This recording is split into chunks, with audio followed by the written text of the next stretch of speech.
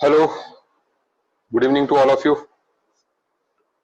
सो आज जैसे हमने बात की थी, will be talking about new topic that is chemical kinetics. Chemical kinetics की बात करने जा रहे हैं हम आज।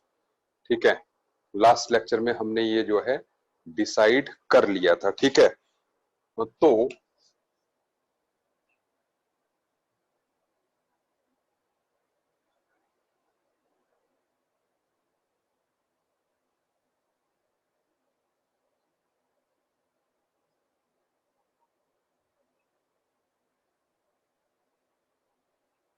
अब केमिकल काइनेटिक्स की जहां तक बात है, ये जो टॉपिक है ये रिएक्शन की स्पीड से बिलोंग करता है कि रिएक्शन जो है किस स्पीड से हो रही है, उसकी पेस क्या है। ठीक है, रिएक्शंस को हम जो है उनके पेस के बेसिस पे जो है तीन कैटेगरीज में डिवाइड कर सकते हैं। वेरी फास्ट रिएक्शंस, ठीक है, and then moderate reactions and then very slow reactions. ठीक है, वेरी फास्ट रिएक्शंस में वो रिएक्शंस आ जाती हैं जिनमें कि जैसे एसिड बेस रिएक्शन हो गई। ठीक है, और चलिए इसको हम ऑन बोर्ड ही पुट कर देते हैं।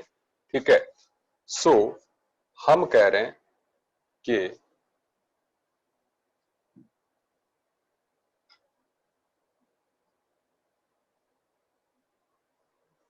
जो टाइप्स ऑफ रिएक्शंस होंगी वो जो है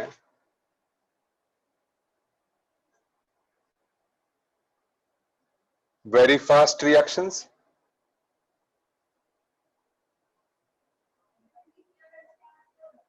मॉडरेट रिएक्शंस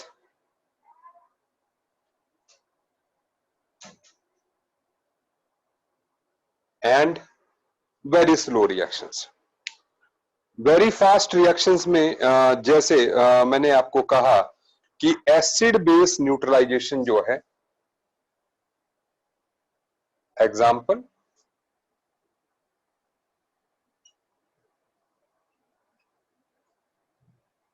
एसिड बेस, मतलब एकदम से होती है, जैसे NaOH plus HCl giving you NaCl plus water. Reaction जो होगी वो इमीडिएटली होगी, इसमें टाइम नहीं लगेगा। आप समझ रहे हैं बात? ठीक है, तो बहुत इंस्टेंटली ये रिएक्शन होगी। अच्छा, उसके बाद आ जाती है मॉडरेट रिएक्शंस। ठीक है, मॉडरेट रिएक्शंस जो है, जैसे इसको जो टाइम लगेगा वो मतलब मिनट्स में लगेगा या ज्यादा से ज्यादा आवर्स में लगेगा, जिसको कि हम नॉर्मली ऑब्जर्व कर सकते हैं, ऐसी रिएक्शंस जो है। ठीक है, अब इसमें जो है एग्जाम्पल आ गया, जैसे N2 plus 3H2 giving you 2NH3, इस तरह की रिएक्शंस। ठीक है, इनमें जो है एक मॉडरेट टाइम लगेगा। और जो थर्ड कैटेगरी है, they are very slow reactions. Very slow reactions के एग्जाम्पल्स आ गए, जैसे रेडियो एक्टिव डीके। मतलब आपने देखा होगा जो रेडियो एक्टिव रिएक्शंस होती हैं, कई कंपाउंड्स होते हैं उनका हाफ लाइफ टाइम जो है बहुत सालों में होता है। जैसे रेडियम का कुछ 1520 ईयर्स है। मतलब रेडियम का अगर आप 1 ग्राम लेंगे तो उसको जो है आधा ग्राम होने में 1520 साल लग जाएंगे। Is it okay? तो इस तरह से जो है ये रेडियो एक्टिव जो डीके रिएक्शंस हैं वो बहुत स्लो होंगी। या आप ये समझ लीजिए जैसे सॉरिंग ऑफ मिल्क, मिल्क से कर्ड बनना, ये भी एक स्लो प्रोसेस है। आवर्स में टाइम लेगा ना ये जो है, जैसे 5 घंटे 10 घंटे ले सकता है, तो it will take long time. ठीक है, तो इस तरीके से ब्रॉडली हम तीन कैटेगरीज में, रस्टिंग, सही बात है, सुहानी ने कहा, ठीक है, तो हम रस्टिंग को इसमें पुट कर देते हैं, ठीक है। तो इस तरीके से जो है ये स्लो रिएक्शंस हो गए, ठीक है। तो हमारा जो मेन स्टडी का पोर्शन रहेगा वो ये वाला पोर्शन रहेगा, ठीक है। क्योंकि जो केमिकल काइनेटिक्स है ना, उसमें क्या होता है कि हम लोग पहले तो ये देखते हैं कि कौन कौन से फैक्टर्स हैं जो कि रेट को अफेक्ट करते हैं, रेट मतलब स्पीड ऑफ द रिएक्शन को अफेक्ट करते हैं, और फिर उसके बाद जो है हम उनकी हेल्प से रिएक्शन को गवान करते हैं, ठीक है, कि भाई इस रिएक्शन को अगर ये कंडीशंस दोगे तो और जल्दी हो जाएगी। कई बार रिएक्शंस को जल्दी कराना होता है, कई बार स्लो कराना होता है, तो हम रिएक्शन को जो है कंट्रोल करना चाहते हैं, वो टॉपिक जो है केमिकल काइनेटिक्स है, ठीक है। चलिए बात को स्टार्ट करते हैं। यहां इस टॉपिक में जो सबसे ज्यादा पढ़ी जाने वाली टर्म है that is rate of reaction. इस टॉपिक में सबसे ज्यादा पढ़ी जाने वाली टर्म है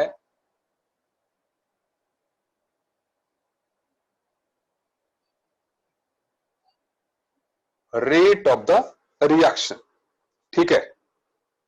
तो डिफाइन कैसे करेंगे? The rate of change of concentration of a species taking part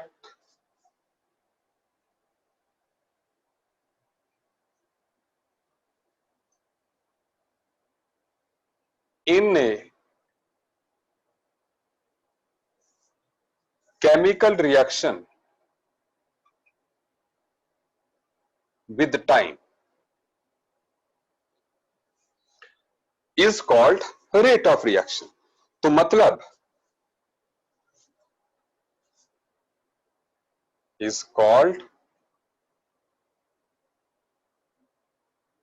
rate of reaction of that species।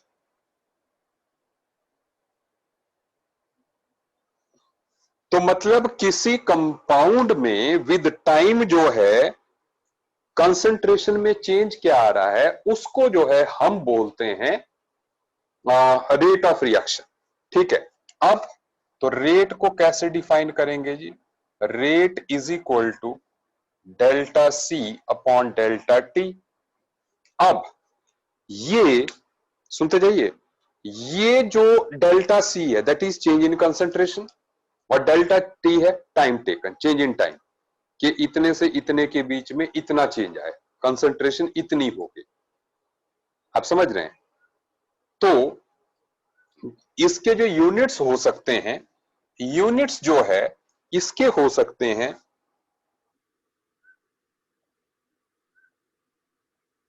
Molarity पर सेकंड, क्योंकि मोलैरिटी कंसंट्रेशन का टर्म क्या होता है? मोस्ट कॉमन इज मोलैरिटी, और इसका यूनिट हो सकता है देन एटमॉस्फेयर पर सेकंड। मोलैरिटी की जगह मान लीजिए प्रेशर यूज कर लिया गया, तो जो है प्रेशर की टर्म में हम इसको लिख सकते हैं, और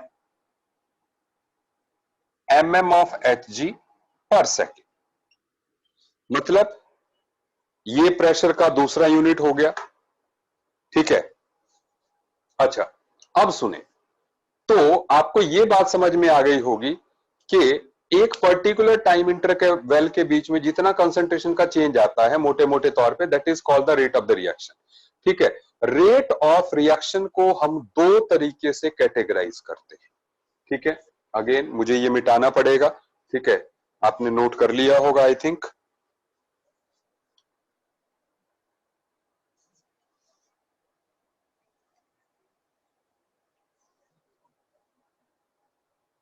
सो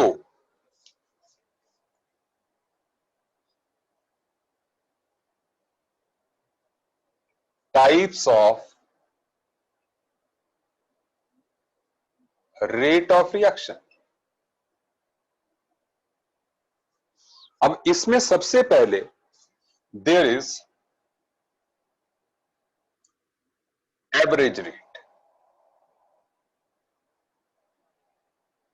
अब ये एवरेज रेट क्या हुआ कि जैसे मान लीजिए हमने ये कहा कि भाई 10 मिनट में जो है कंसंट्रेशन 2 मोलर से 1.5 मोलर हो गई 10 मिनट में।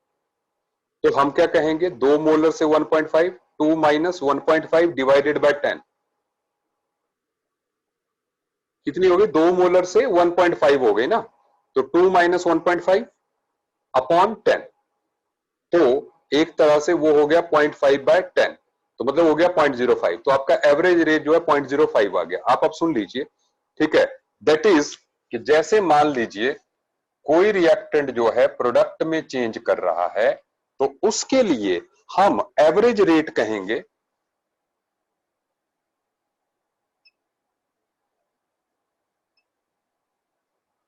Is equal to total change in concentration divided by total time taken. So that is equal to delta C upon delta T. आप सुनते जाइएगा मेरी बात जो है। जैसे अब यहां पर आप अब सुनिए, ये हो गया change in concentration of reactant और प्रोडक्ट, उसकी बात मैं अभी कर रहा हूं, एंड टोटल टाइम टेकन। तो change in concentration delta T हो गया, टाइम टेकन डेल्टा टी हो गया, ठीक है। सुनिए अब एक बात आप ध्यान रखिए कि रेट को हम ऐसे डिफाइन करते हैं कि वो ऑलवेज पॉजिटिव आए। सुनते जाइएगा, देखो तो इसमें एस्ट्रिक लगा के मैं एक पॉइंट लिखा रहे हैं, that is rate is expressed in such a way that it's always positive। ठीक है, तो अब सुने ये कैसे होगा। देखो rate is equal to minus, आप सुनते जाइएगा, minus delta of reactants change in concentration, minus sign क्यों लगाया मैं बताता हूं, डिवाइडेड बाय डेल्टा टी, जैसा हमने कहा, is equal to delta of products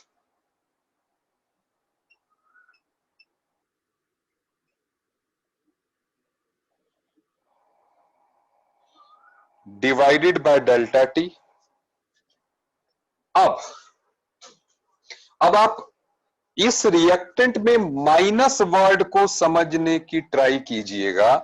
जैसे मैं कहूं minus C2 minus C1 upon T2 minus T1। अब आप सुने रिएक्टेंट में क्या होगा, C2 is the final concentration, C1 is the initial concentration.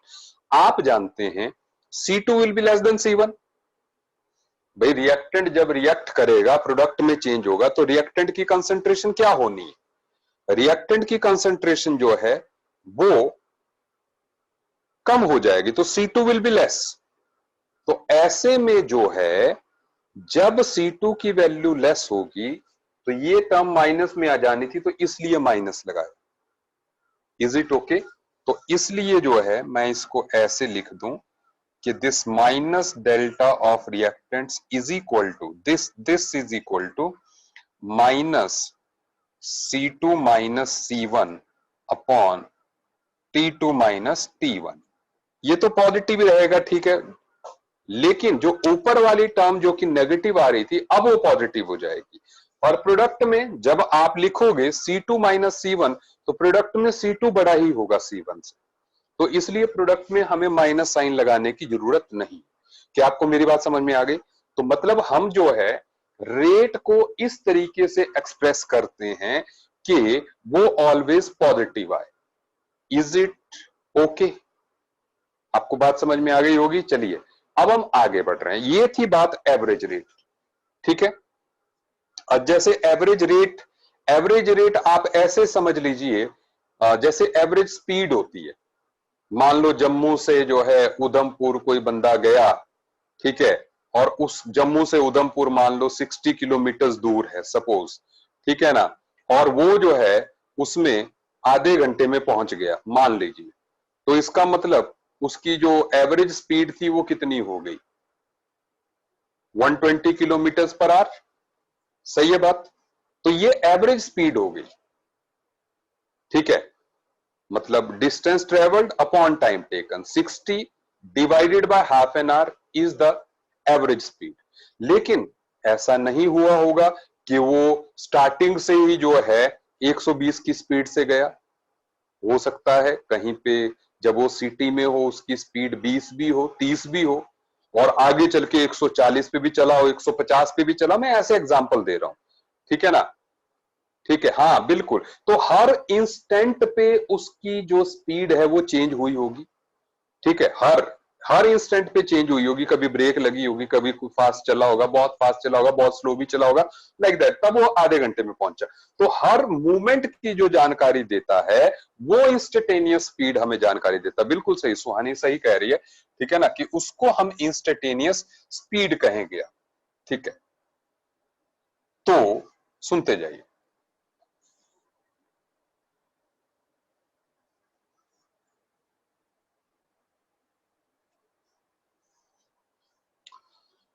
So the second one is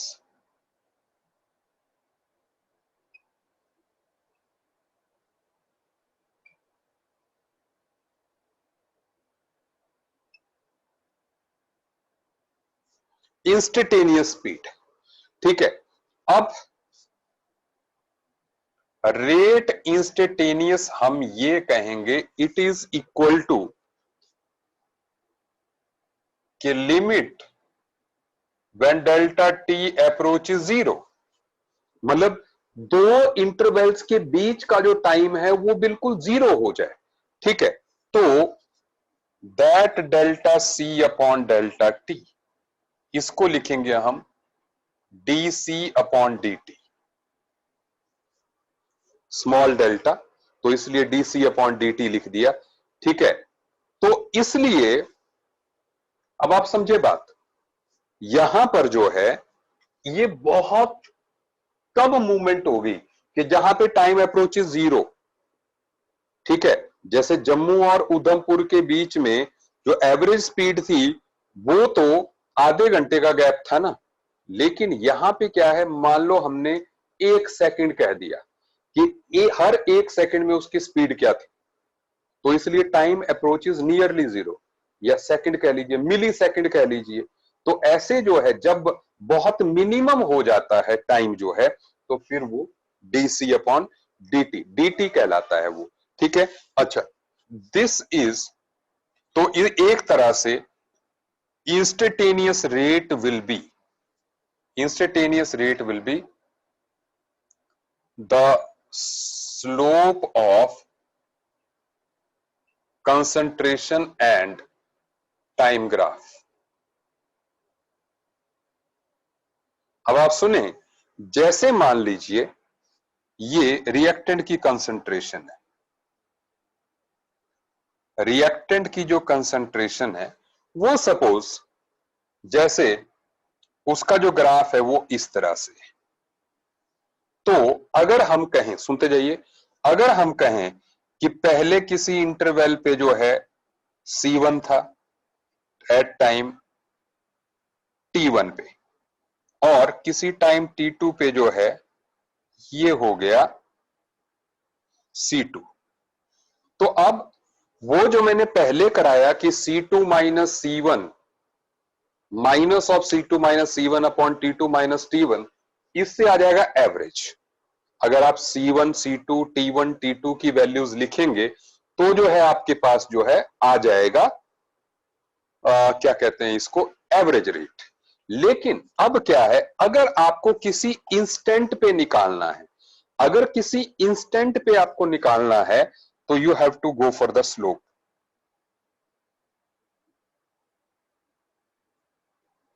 आपको जो है इस स्लोप पे जाना पड़ेगा। तो इस इंटरवल पे जो है, इस टाइम पे इंस्टेंटेनियस रेट क्या होगा, this upon this will be the rate of this. क्या आपको मेरी बात समझ में आ गई? The slope of concentration and time graph will be called as the instantaneous rate. जैसे अगर यहां पे निकालना है, अगेन स्लोप ऐसे करेंगे, जहां टच करेगा तो C upon T will be now the instantaneous rate. क्या आपको मेरी बात समझ में आ रही है? ठीक है, तो इंस्टेंटेनियस रेट जो है हम इस तरीके से कैलकुलेट करेंगे।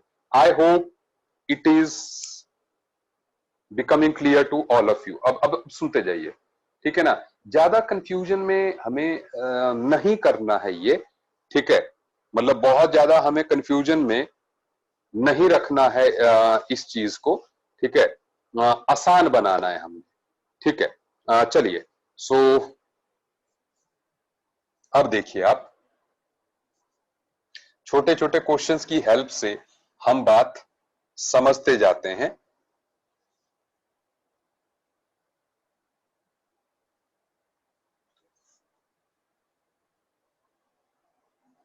सुनिए, अब देखो, आप सुन लें पहले, दैट इज एक छोटा सा क्वेश्चन मैं दे रहा हूं, ठीक है? आप देखिएगा इसको, ठीक है? और जस्ट गिव मी 1 मिनट, ताकि जो है आप इस क्वेश्चन को जो है नोट कर सके। हाँ चलिए, स्क्रीन शेयरिंग की जरूरत नहीं है इसमें, मैं ऐसे ही लिखवा देता हूं, ठीक है? सो हम एक एग्जाम्पल लिख रहे हैं, आप देखें example.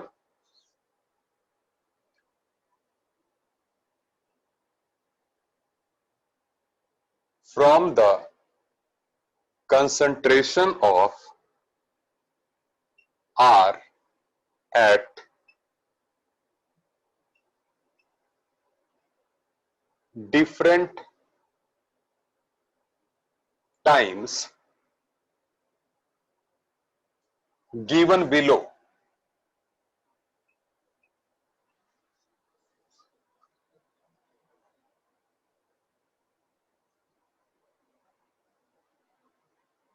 calculate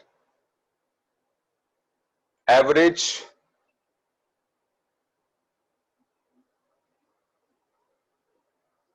rate of reaction। अब सुन लें आप, तो यहां पर मतलब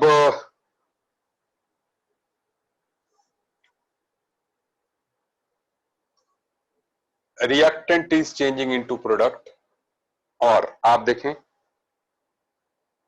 कि टाइम जो है दैट इज इन सेकंड्स, ठीक है? और जो कंसंट्रेशन है दैट इज इन, जो भी दिया हुआ है R into 10⁻³ moles per litre. सुनते जाएं, कंसंट्रेशन मैं समझाता जाऊंगा आपको, आप जस्ट नोट करते जाएं इसको साथ साथ में। 0 पे 160 है, एंड देन 5 पर 80 है, 10 40, 20 पर 10, 30 पर 2.5। इसका मतलब ये हुआ कि 0 सेकंड में इसकी कंसंट्रेशन आर की थी 160 इंटू 10⁻³ मोल्स पर लीटर। क्या आपको मेरी बात समझ में आ गई? 160 इंटू 10⁻³ मोल्स पर लीटर। अब सुने, अब इसमें हमने एवरेज रेट निकालना है। सुन लीजिए, सबसे पहले जो है, देखो अभी हमें क्या करना पड़ेगा यहां पर, अब जो इनिशियल कंसंट्रेशन है that is R1 into 10⁻³ moles per litre होगी वो, और जो फाइनल कंसंट्रेशन होगी उसको लिखेंगे हम R2 इंटू 10⁻³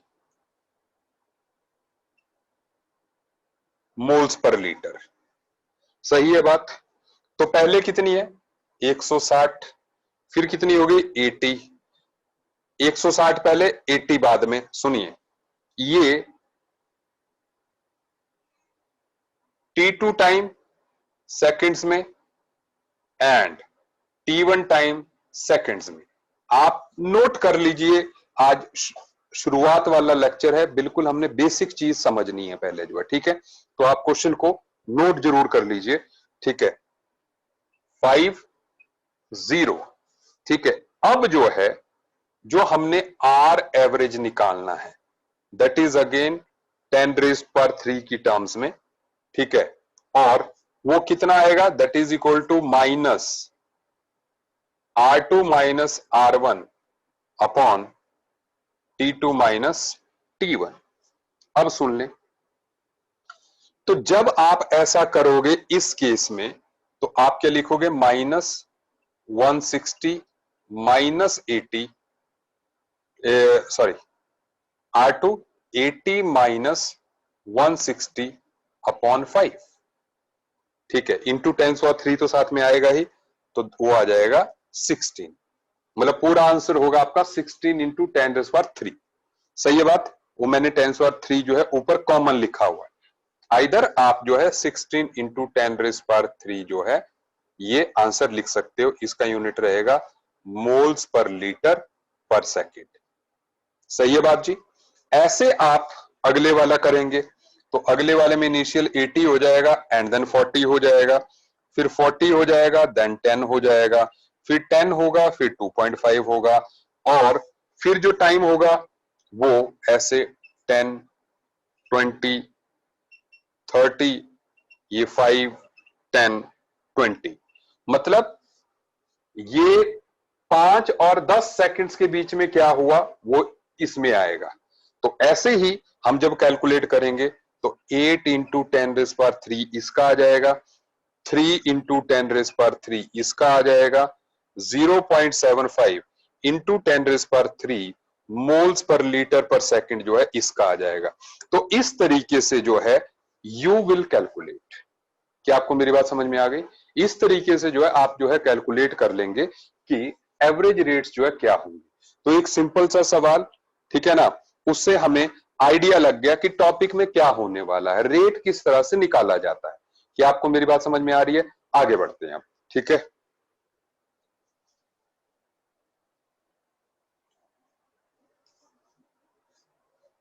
अगर आप कोई डाउट्स पूछना चाहते हो ना, जल्दी से उसको चैट में डाल दिया करें, क्योंकि मैं जो हूं चैट्स देख लेता हूं जब आपके डाउट्स आते हैं,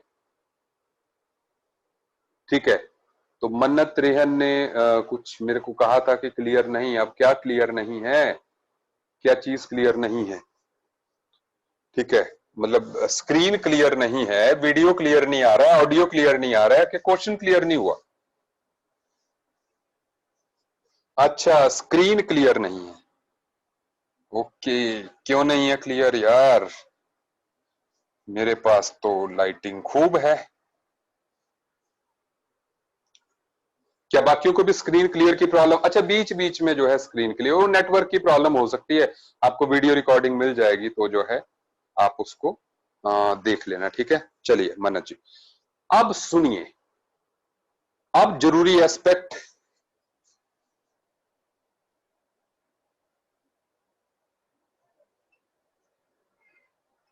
relation between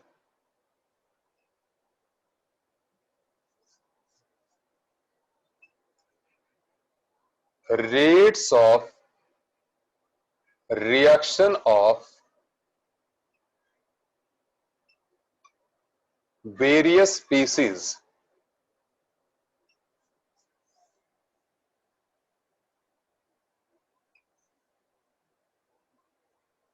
taking part in A reaction. अब देखिए आप, ये शुरुआती हर्डल्स होते हैं जो कि फंडामेंटल्स होते हैं, लोगों को प्रॉब्लम आती है। अब आप समझे, पहले मैं एक एग्जांपल ले रहा हूं यहां पर, दैट इज एग्जांपल क्या है, N2 gaseous plus 3H2 gaseous giving you 2NH3। अब सुनिए, अब अगर हमने लिखना हो कि rate of reaction of N2 it is equal to minus dN2 upon dt हम लिखेंगे। सही है बात? माइनस क्यों लगाया जी? क्योंकि रिएक्टेंट है। तो किसी भी, ये किसी भी कंपाउंड के लिए है कि N2 किस रेट से डिकम्पोज हो रही है, change in concentration of N2 upon time taken. मैं इंस्टेंटेनियस रेट ले रहा हूं।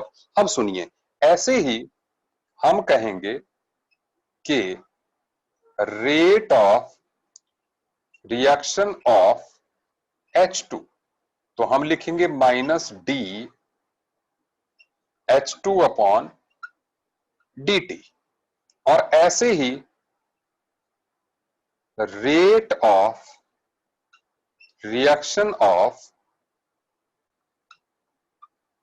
NH3 is equal to plus D NH3 upon dt। Plus क्यों लगा रहे हैं जी? क्योंकि अमोनिया जो है बन रहा है, हमने कहा जो प्रोडक्ट होगा उसको जो है प्लस लिखा जाएगा। Is it okay? बात क्लियर हो रही है? लेकिन अब बात यह है कि इन तीनों में रिलेशन क्या है। ठीक है, सुनिए, तो इस चीज से आप अब देखें, आपको पता है जितनी देर में इसका 1 मोल डिकम्पोज होगा, इसके 3 मोल डिकम्पोज होंगे और इसके 2 मोल बन जाएंगे। तो मतलब सभी के रेट्स बराबर नहीं। तो जब बराबर करने हैं किस तरीके से करेंगे, minus dN2 upon dt is equal to minus dH2 upon 3dt upon 3। भाई जब दोनों को बराबर करना है, आपको मैंने अभी कहा कि जितनी देर में इसका 1 मोल जाएगा उतनी देर में इसका 3 मोल जाएंगे। इसका मतलब rate of reaction of H2 will be 3 times then that of rate of reaction of N2। तो अगर दोनों को बराबर करना है तो उस कोफिशिएंट से इसको डिवाइड करना होगा। Important point. ठीक है, अच्छा, और उसके बाद जो है it is equal to plus D ammonia upon 2dt। Minus plus sign का आप चिंता मत कीजिए, क्योंकि फाइनली हमने लिख लिया है कि ये ऐसा इसलिए किया जाता है कि हमारा रेट ऑफ रिएक्शन जो है ऑलवेज पॉजिटिव आए। तो ये वैल्यूज ऑलवेज पॉजिटिव आएंगी। आप सिर्फ इसका डिवाइडेड बाय 1, इसका 3, इसका 2, इस बात पे ध्यान दीजिए कि क्यों हम कह रहे हैं। ठीक है, क्योंकि इसका कोफिशिएंट 2 है, तो जितनी देर में इसका 1 मोल जाएगा इसके 2 मोल बनेंगे। तो अगर मेरे को रिलेट करना है तो दोनों को इक्वल करने के लिए इसका रेट जो है वो मुझे हाफ करना पड़ेगा। So it is the relation between the 3। क्या आपको मेरी बात समझ में आ गई? ठीक है, ये आपको जो है बात ध्यान में रखनी है। चलिए अब बढ़ते हैं हम आगे, सुनते जाइए।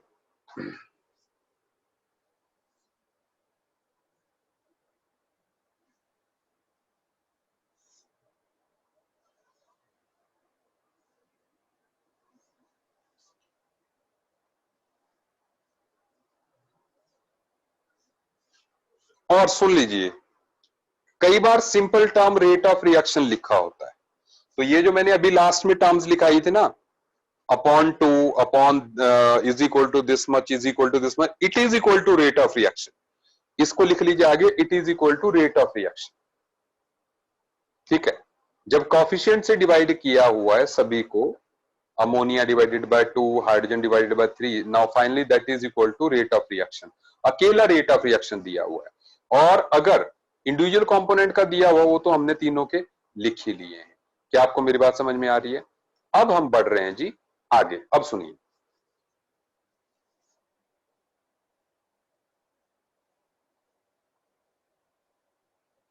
Factors affecting rate. रेट को अफेक्ट करने वाले फैक्टर्स कौन कौन से? देखिए, यहां पर सबसे पहला फैक्टर आ जाता है जी कंसंट्रेशन।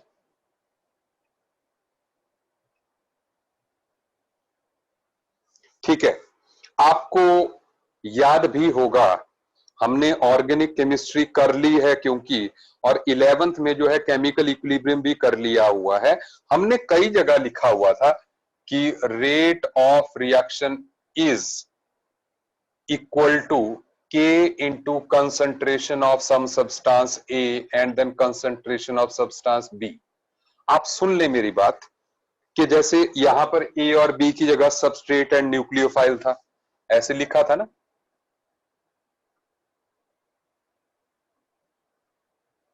सबस्ट्रेट एंड साथ में न्यूक्लियोफाइल, बोलो लिखा था कि नहीं?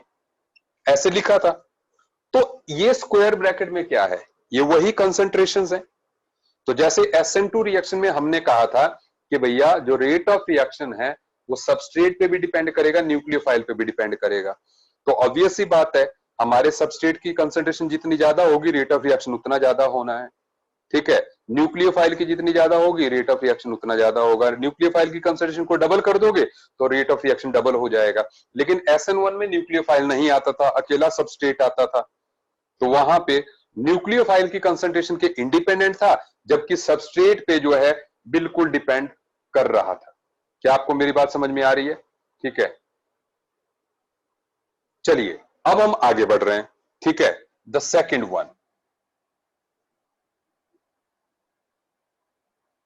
The second one is temperature. देखिए, टेम्परेचर किस तरह से रेट ऑफ रिएक्शन को अफेक्ट करता है। अगर आपको 11th क्लास का याद है, मैंने जब केमिकल इक्विलिब्रियम कराया था तब मैंने लास्ट लेक्चर में इफेक्ट ऑफ टेम्परेचर जो है डील किया था। ठीक है, जहां पे हमने वेंट ऑफ इक्वेशन लिखी थी, log of K2 upon K1 is delta H upon 2.303 R 1 upon T1 minus 1 upon T2। ये इक्वेशन जो है हमने लास्ट में लिखी थी। तो यहां पर भी इफेक्ट ऑफ टेम्परेचर को मैं बिल्कुल अलग ही लूंगा। ठीक है, अभी सिर्फ इतनी बात है कि rate of reaction increases with temperature, अगर आप लिखना चाहें। ठीक है, क्योंकि ये टॉपिक का एक लेक्चर इसमें लेना है मुझे, तो इसलिए जो है मैं इसको अलग ही डील करूंगा। लेकिन सिंपल वर्ड्स में लिखना चाहो तो rate of reaction increases with temperature, क्योंकि kinetic energy of the molecules increases, तो वो टकराते जोर से हैं, उससे प्रोडक्ट जल्दी बनता है। Is it okay? अच्छा, and then third is nature of reactants and products. देखिए, मैंने आपको कैटेगरी पहले लिखाई थी type of reactions, very fast reactions. Actual में क्या होता है, जो आयनिक रिएक्शंस हैं वो बहुत फास्ट होती।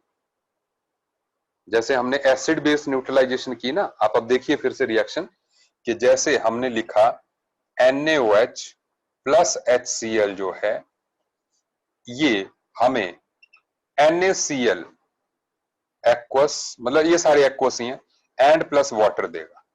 ठीक है, तो ये कौन सी रिएक्शन है? इसको कहेंगे हम आयनिक रिएक्शन। क्यों कहेंगे आप सुनिए, ये रिएक्शन जो होगी, ये रिएक्शन वेरी फास्ट होगी, जबकि जो नॉर्मल रिएक्शंस होती है जैसे methane plus O2 giving you CO2 plus 2H2, ये मॉडरेट रिएक्शन होगी। मतलब जैसे लकड़ी को भी आप जलाते हो तो इट टेक्स टाइम। ठीक है, एकदम से नहीं हो जाता, लेकिन NaOH और HCl को तो जैसे ही मिक्स करोगे फ्रैक्शन ऑफ सेकंड में पूरी रिएक्शन। लॉजिक समझिए, ये आयनिक है, ये मॉलिक्यूलर रिएक्शन। आप डिफरेंस समझिएगा है क्या।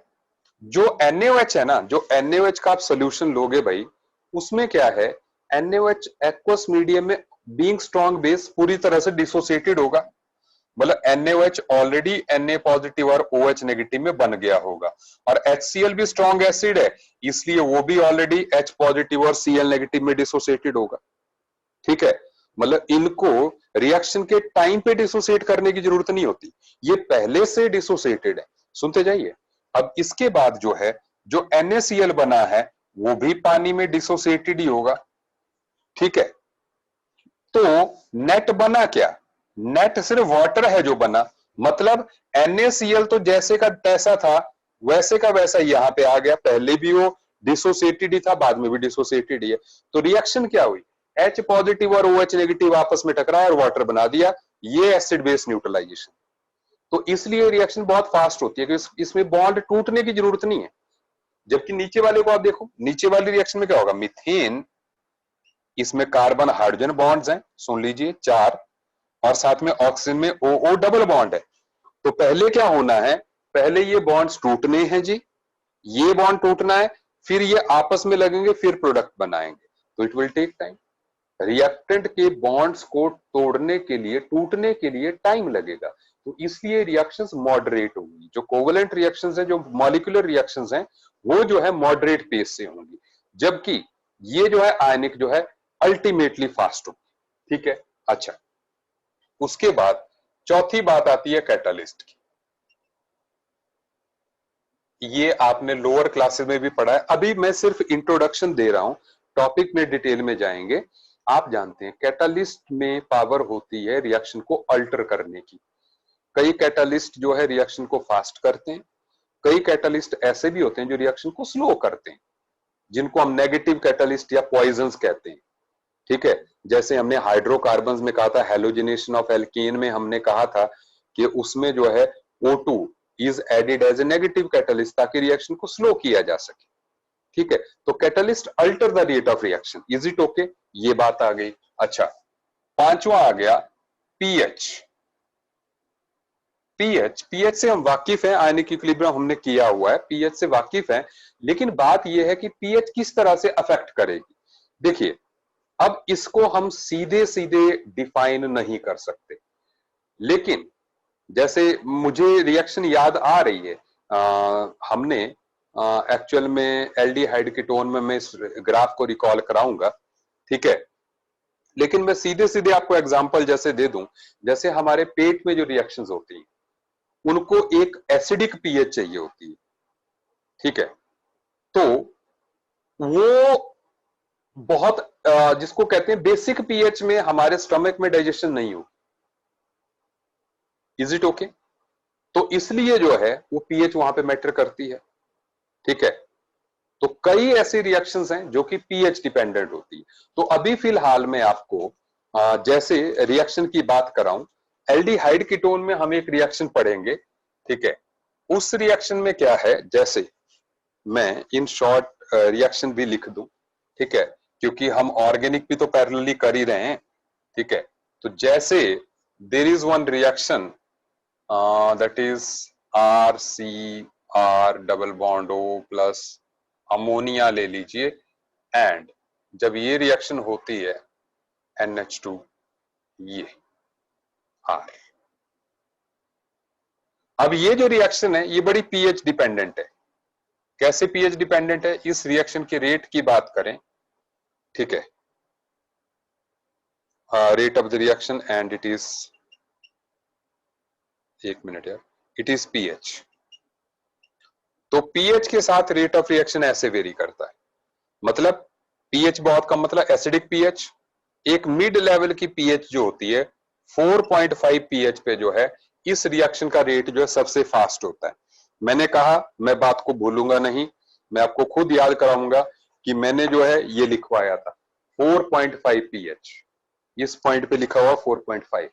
ठीक है, तो 4.5 पे ये सबसे फास्टेस्ट रेट पे होती है, उससे ज्यादा पीएच जो बेसिक होगी उस पे भी जो है रेट ऑफ रिएक्शन स्लो हो जाएगा, उससे कम एक्सट्रीम एसिडिक में भी रेट ऑफ रिएक्शन जो है स्लो हो जाएगा। आप समझते रहे बात को, ठीक है। चलिए अब आगे बढ़ते हैं, अगले फैक्टर की तरफ हम बात करते हैं। सो जो नेक्स्ट फैक्टर है यहां पर, दैट इज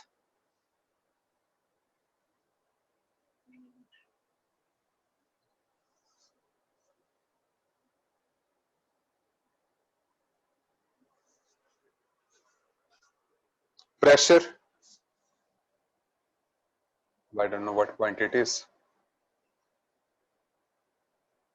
देखो, प्रेशर का इंपैक्ट बिल्कुल वैसा ही है बेटा जी जैसा कि कंसंट्रेशन का होगा, क्योंकि हमने गैसीय स्टेट में पढ़ा था कि PV is equal to NRT, या लिक्विड सोल्यूशन में पढ़ा P is equal to CRT. तो pressure is proportional to concentration, ठीक है। तो प्रेशर और कंसंट्रेशन एक ही बात हो गई, ठीक है। सो बिकॉज ऑफ दैट, अच्छा नेक्स्ट जो है दैट इज रेडिएशन और लाइट। लाइट रिएक्शन कराने का या रेडिएशन रिएक्शन कराने का बड़ा effective mechanism, sorry effective mode है। आपने देखा होगा जो फोटोसिंथेसिस होता है उसके लिए लाइट चाहिए होती है, ठीक है। अब अगर फोटोसिंथेसिस जैसी ही रिएक्शन मान लो हमें आर्टिफिशियली करानी हो तो आपको क्या करना पड़ेगा।